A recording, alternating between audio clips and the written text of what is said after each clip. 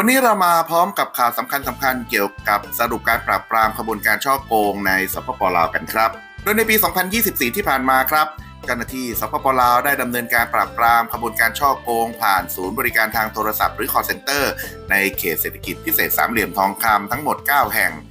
จากรายงานของท่านอนุสิน ศักดิ์ภาเศษหัวหน้าสำนักงานความมั่นคงสาธารณะเขตเศรษฐกิจพิเศษสามเหลี่ยมทองคำโดยการปราบปรามดังกล่าวครับส่งผลให้เกิดการจับกุมผู้ต้องหาทั้งหมด267คนจาก 16 สัญชาติ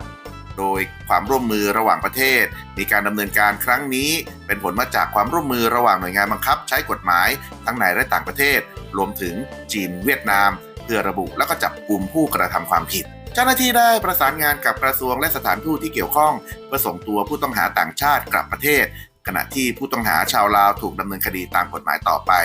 นอกจากการจับกุมครับเจ้าหน้าที่ยังยึดอุปกรณ์ที่ใช้ในการฉ้อโกงจำนวนมากโดยในเดือนมิถุนายนตำรวจได้ส่งตัวชาวจีน280คนที่ดำเนินการศูนย์บริการทางโทรศัพท์ผิดกฎหมาย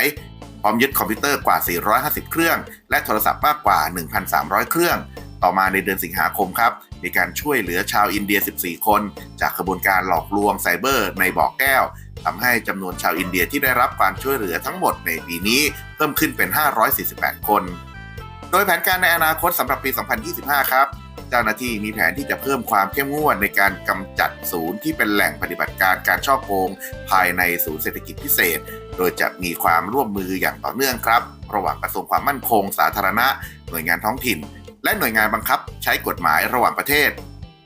ขอบคุณข้อมูลข่าวจากสำนักข่าวลาวเทียนไทม์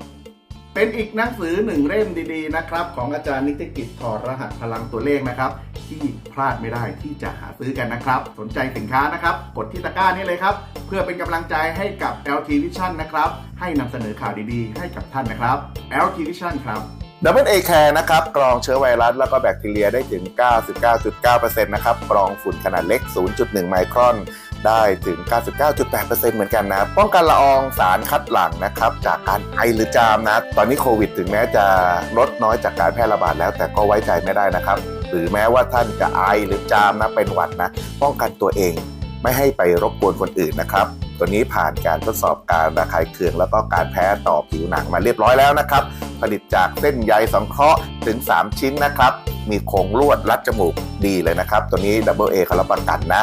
เพื่อเป็นการสนับสนุนช่องของเรานะครับหากสนใจสั่งสินค้านะกดได้ที่ Shopee เลยนะครับที่ตะกร้าสินค้าของเรานะครับ